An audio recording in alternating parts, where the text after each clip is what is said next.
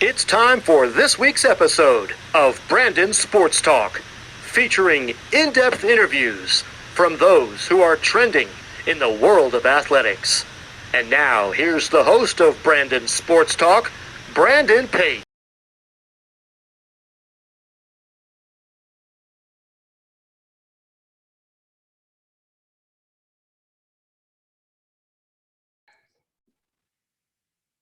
Welcome back to Brandon Sports Talk. In today's episode, I have the privilege to interview the Case Western Reserve's head women's soccer coach, Coach Jennifer Simonetti. How are you doing today? I'm doing well. How are you, Brandon? I'm doing good. Can you talk about how you knew that you wanted to get into college coaching?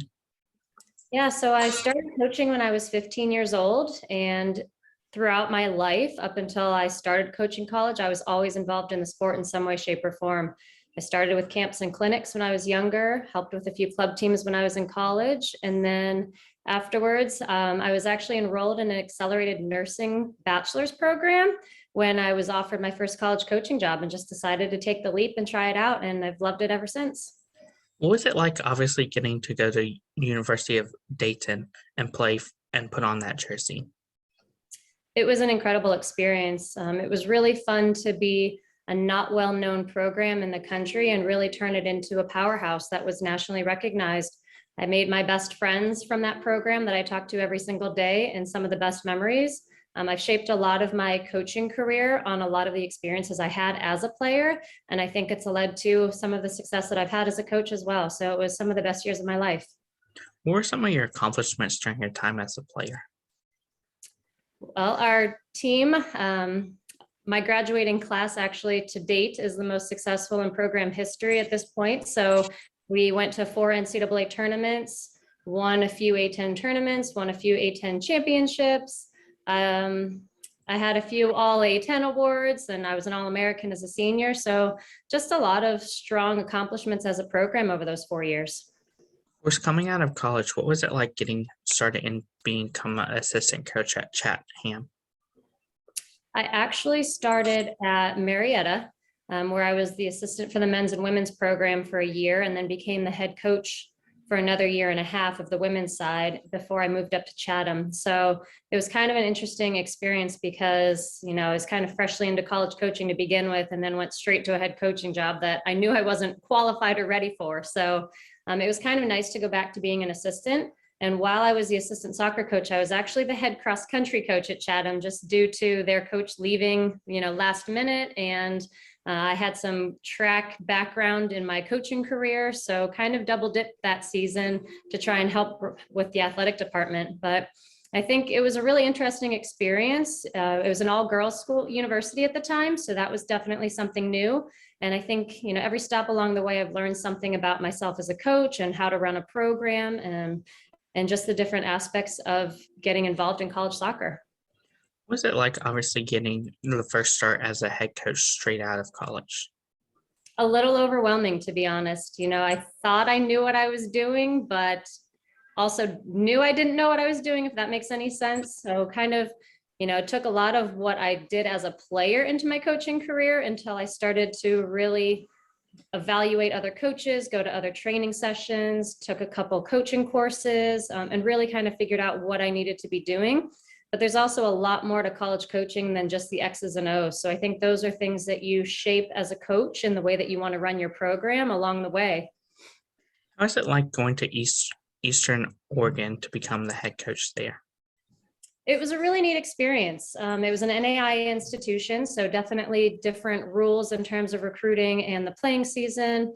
It was a different environment. It was a very rural environment that I really enjoyed. That's where my husband and I, had our first child. So a lot of great memories from being in that program. It was also an opportunity to, build from the ground up. My first year, I think we were 1-16. And then the next year we ended up making the conference tournament for only the second time in program history. So it was really fun to be able to build on that program. Of course, being a head coach during that time, what were some of your challenges being the first time head coach? Some of them just involved getting to know the area because I'd never recruited on the West Coast, to kind of understand the type of players that would be interested in EOU as a university, how to shape that program in general, just building my own coaching philosophies and rules and standards for programs. So, I mean, I think all of it was a challenge just because it was relatively new in terms of coaching. How is it like obviously going to Massachusetts Loyola to become the assistant coach? So the reason behind that is my husband was also a college coach at the time, and he took a job in Massachusetts prior. So I was in Oregon, he was in Massachusetts. And when that opportunity came available, it was kind of a no-brainer to move my daughter and I across the country to be with my husband. So I took that opportunity. It was great because it was a look into the Division I world. I hadn't coached Division I soccer before. We were transitioning the program from Division II to Division I at the time. So it was really neat to help the women in that transition. You're recruited to a Division II program, and then all of a sudden you're expected to play at a Division I level, which overall usually isn't too different. But I think, you know, mentality speaking and expectationally speaking, it's just different. So it was really nice to be there for the players at the time to help them in that transition. I think every stop is beneficial. You know, I still hadn't had a ton of college coaching experience, so it was nice to be an assistant to see how things were run by somebody else, what I appreciated, what I didn't appreciate, and how to continue to build my own philosophies about being a coach. Of course, how was the transition like from you from going from D2 to D1? I don't think there's really, in the way that I run programs and the way that I coach, I don't coach to a division. I don't coach to a level. I just coach soccer. And so I take the players that I have, the personnel that I have, their individual abilities and personalities, and I build them on the field. It's not about what division we're playing at. It's always about being the best team and the most competitive team that we can be. How is it like obviously leaving Loyola to go to Orleans College? So after UMass Lowell, I actually went over to Westfield State for 3.5 years to be closer to my husband's job. He was working at Smith College at the time. And honestly, Westfield State were probably some of my best years of college coaching ever. I worked with a phenomenal head coach, Todd Dittmar, who I still speak with weekly and have a ton of respect for. We built a great relationship together where he let me do a lot of things with the program that he was in charge of. So he let me, you know, run training sessions and help with substitutions and help with recruiting, even though I was only a part-time assistant. He became a part of my family. You know, we spent Easter with him. His wife watched our kids while we were having other babies. And it was just a really, really great 3 years that kind of reinvigorated my passion for being a college coach. And some of the players that I worked with at that time are women that I still talk to randomly over text messages or Instagram, or send happy birthday messages to, and follow their lives on a weekly basis. So I honestly believe that those were some of the best years of my career in terms of, you know, learning what I loved about the sport, what I love about the profession, and how to carry that with me. So then my husband took a new coaching job in Ohio. And when we moved across to Ohio, an opportunity at Oberlin came available with another amazing head coach, Dan Palmer, who I still talk to as well. Same kind of situation. It was just really great to be with somebody who respected me, who let me have a say in the program, who gave me responsibility and trusted me, that I was able to learn tremendous amount of positive things from in my, you know, very, very short year there at Oberlin. Some of the best parts of Oberlin were learning about the academic institution, because a lot of it crosses over to the standard of student athlete we recruit at Case Western. I had some of the best colleagues and best mentors at Oberlin. The athletic director, Natalie Winkelfuss, was one of the most inspirational women that I've ever worked for, and people that I've ever worked for. So I've really taken a lot of her leadership characteristics forward with me. So honestly, it was a phenomenal year. Of course, how has obviously your time as an assistant coach and your time previously as head coach helped you into where you are now at Case Western?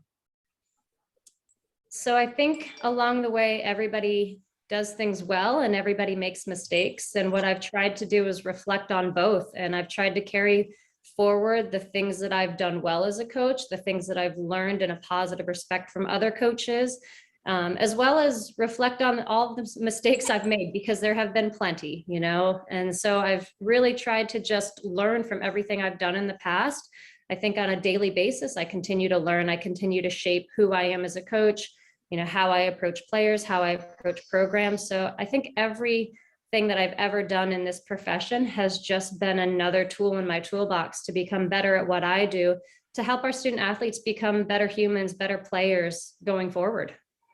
What was it feeling like, obviously, when you became a head coach again for the second time in your coaching career? I was very grateful for the opportunity. When we moved to Ohio, I told my husband that I had been watching the University Athletic Association, the conference that we play in, and I said, I want to coach in that conference. So if the CWRU job ever comes available, I want you to support me in getting it. So I was very, very grateful that not only did it come available, that I was given the opportunity to lead the program. Just super excited to take the 10 years of college coaching experience I had and really run with my own program for the first time in a long time. What was it like in 2019 taking them to the second tournament in program history? To be honest, a little surprising. I don't think I walked into the program with massive expectations other than learning where we were, who we were as a program, and developing us. But it was really easy from the first week of preseason to see that we had a ton of talent in the program already. So, Tiff had done a great job in terms of recruiting, and we were able to just put things together really well to create some great memories, to create some great records, and to really develop, the program going forward. It was super exciting. I think it was great for those players who hadn't had phenomenal results maybe in their first couple of years to find success, because they deserve to have some. What was it like 2 years later, obviously in 2021, going to the NCAA tournament? So this year was more of an expectation in our program. So ever since 2019, we'd continued to develop our team culture, our standards for the program, from a internal respect, from a mentality respect, and from a recruiting respect. So this year it was more of an expectation. And I think, as excited as we were that, we set program records again, we had our highest finish in the UAA ever, that we went to the Sweet 16, which is all amazing. I still think we all felt that we underachieved because we just had so much potential and so much talent in our program. So as excited as we are and as proud as we were for 2021, it was an expectation for us, and we just want to get better and continue to go further. Can you talk about, of course, the championship culture that you've helped build upon? Yeah, I think my players would tell you that I have extremely high standards. I'm pretty tough. I hope they would also tell you that I'm caring and I'm there for them individually and as a team. So our culture is really about hard work, trust, respect, and really being there for the program first and foremost. We can't have a selfish, individualistic mentality in our program, because we find success by playing as a team and winning as a team and losing as a team. So that's really what we've been harping on since day one of July 1st, 2019, is just creating that culture and continuing to build off of it. The big thing that we've found is that our players have bought into it. They've really supported what we've wanted to do with the program. And what we've told them since day one as well is that we want this to be a player-run program where here's what our vision is, here's how we want things to be. If you buy into it, it's now your obligation, your responsibility to continue this forward, to make sure that the incoming players understand what we're about and why we find success, so that it can be a long-term thing and not a one-off season. Who are some of the teams that you face in your conference, and what does a typical game day look like? So we play the best, teams in the country. So Washington University out of St. Louis, University of Chicago, NYU, Brandeis, Rochester, Emory, Carnegie Mellon. All of the best teams in the country are in our conference. So a normal game day, if it's at home, we usually have snacks laid out for the players so they come in and grab something to eat. I get to the field about 2 to 3 hours ahead of time, just because I like to be there and relaxed and maybe look over some last minute game notes or last minute film, have a cup of coffee, kind of get into game mode. We get the game field set up for them a little over an hour before game. And then we'll go into the locker room and do our pregame chat. And that's really different every single game, depending on the situation. And then about 45 minutes before the game, we take the field for warm up and kickoff. Of course, what is it like playing some of those teams that you said, like Rochester? It's an incredible experience. Stepping onto the field for any of our conference games is like being in the NCAA tournament because they are all so good and so well known and so nationally ranked. So it's really competitive. It's all about having a great mentality and a work rate, and it's all about being on every single game because in any of those 7 conference games, anything can happen. I talk about it a lot, but last season we went into our last game of the season against CMU. And if we had won the game, we would have ended 2nd in the conference. And if we had lost the game, we would have dropped to 5th in the conference. And that's just how competitive it is. So you really have to be at your best every single game. What are some of the game day traditions that you've helped implement? To be honest, I let the players have their own. If we're on the road, we might get up in the morning and do a jog and a stretch, a little kick around just to get some of the nerves out. But the players have their own. I think they're at an age and a maturity level that they know what their body needs, what their mind needs to get ready for a game. So we let them do what they need to do. Aside from us going into the locker room prior to our warm up and saying a few words before kickoff, it's really about them individually getting themselves ready to have a good warm up as a program. What are some of your future plans for Case Western's soccer program? I think as silly as it may sound, we want a national championship. We want to keep striving to be the best on any given year. So it's really about continuing to build our culture and making sure that the players that we recruit and bring into the program understand what we're about and buy into it. And it really straight goes back to that selfless mentality. The program comes first. The success of the whole is more important than the success of the individual. But we also want to do some other things. We are working with some of the soon to be most successful women in the country and all of the different fields that they're going into academically. So we want to do a lot more with giving back and volunteering with different organizations, offering our time to those who might want it or need it in different ways. We also have implemented, because of COVID, we've done some different talks about racial disparities and just hot button topics to make sure that we're open-minded, we're listening to each other's opinions, we're growing as individuals outside of being soccer players and students, and that we have a greater purpose on this earth than just playing soccer. What does the recruitment process look like for those prospective student athletes looking to become college soccer players? So a lot of it has to do with us getting out and seeing games. We go to 8 to 10 major tournaments a year. We'll go to some smaller tournaments that are local, and we just watch a lot of soccer. From there, it's figuring out, one, who might be interested in Case Western Reserve University to begin with. The academic standards are extremely high. We are a very strong STEM program. So people that are looking at science, technology, mathematics, engineering. We also have a really great school of business. So it's finding student athletes who are interested in those fields that can also be admitted to the university. And then from there, it's a lot of back and forth communication. We evaluate them 4, 5, 6 times before we actually offer out spots on our roster. We make sure that they come on a visit to campus, not just once, but maybe twice. Occasionally, they'll come into a clinic as well if they want to learn what it's like to work with our staff on the soccer field. And then we start going through the offer spots sometime, in their senior year. Of course, what does the official visit look like for those prospective student athletes looking to come to Case Western? So when we're allowed to have overnight visits and it's not COVID rot, we will bring somebody on campus. We'll make sure that they get a full campus tour and admissions information spiel so that they're learning about the university. We sit down with them, and our coaching staff will give them a tour of our north side, which is where all of our outdoor athletics facilities are. We'll show them the locker room, where they basically spend a lot of their college career, sit down and answer all the questions we possibly can. And then we make sure they get a lot of time with our players, involving meals and hopefully a stay overnight where they can stay in the dorms, spend a lot of time with a bigger group of our players, because they need to know what the culture of our program is like.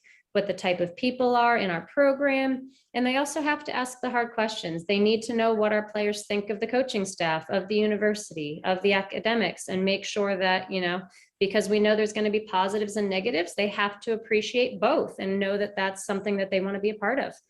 So that's what the visit normally looks like. What is that feeling like as head coach, getting to see them put on that jersey for the first time? It's almost like a proud mama moment, because the student athletes have worked so incredibly hard throughout their careers, not just athletically, but academically, to be a part of our institution and our program. And it's one of those moments where you're just really, really proud of all that they've accomplished. Putting on the jersey is what we talk about, being grateful for that opportunity. It has nothing to do with playing time, roles, awards, anything like that. It's really just the opportunity to be a part of the program, to make a legacy for the university, to be a part of this culture and this family that we've built. So just being grateful for that opportunity, but also really proud of the work that it took to get there. What advice would you give high school athletes looking to become college soccer players? Fitness is key. I ask my players, I'm very, very strict about our fitness regimen. You can never learn too much about the sport. So watch soccer, play soccer, do individual training, stay fit. And then the work really, it's a lot harder anymore to be recruited just because coaches are so accessible, right? You can send out a blast email to 50 coaches at the same time. So you need to continually follow up with the schools that you're truly interested in. Make sure they're coming out to see you play. Make sure that you stay on their radar. Even if you don't get a response from an email here or there, make sure you follow up again, because we get 50 to 60 emails a day, and I can't say that I can stay on top of it all the time. So just really show the work rate and the passion behind the scenes as well as on the field. What advice would you give college soccer players looking to play professionally, whether it's the NWSL or U.S. women's national team? I don't think it necessarily matters what level you play at in college, although, Division I high level typically has an easier pathway. But I think the two most underrepresented aspects of being a professional soccer player are the fitness and the nutrition. I don't think that college student athletes know exactly what those two things mean in order to be the most elite athlete that you can. So really focusing on those two aspects, eating really, really healthily, figuring out what fuels your body that keeps you strong and that keeps you motivated. Sleep is also super important. Those are some of the non-soccer specific things that people overlook at times. So focusing on those three things. And then obviously you're going to have to be a good soccer player. So really just putting your best out on the field every single day.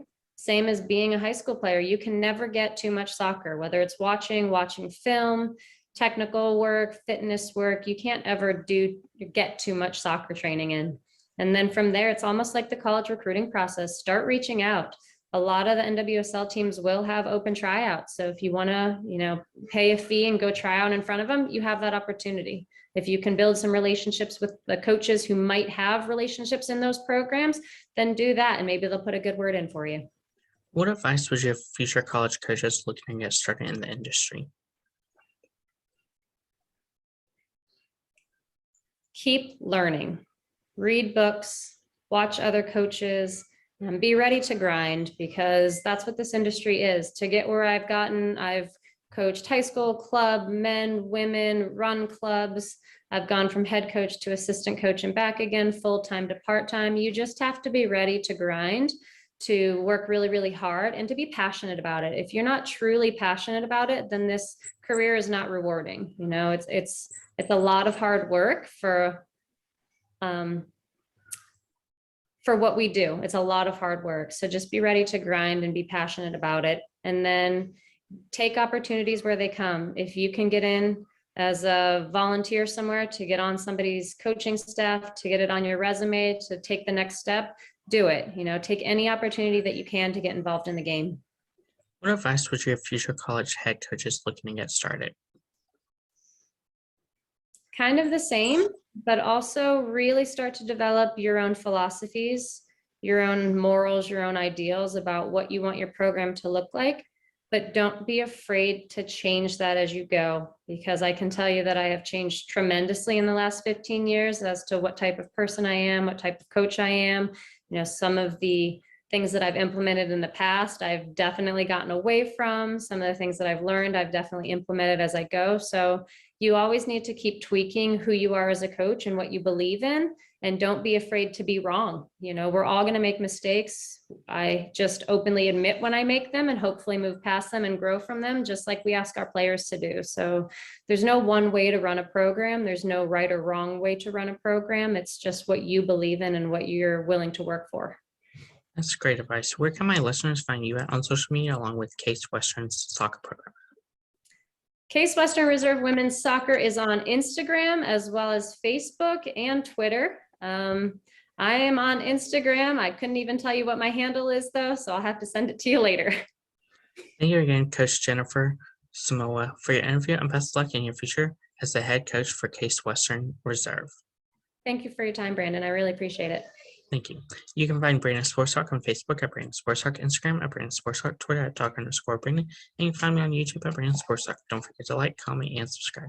Thank you again, Coach Jennifer, for your interview, and best of luck in your future. Thank you. You too, Brandon. You've been watching Brandon Sports Talk. Please feel free to like, share, and subscribe to Brandon Sports Talk on social media and on YouTube.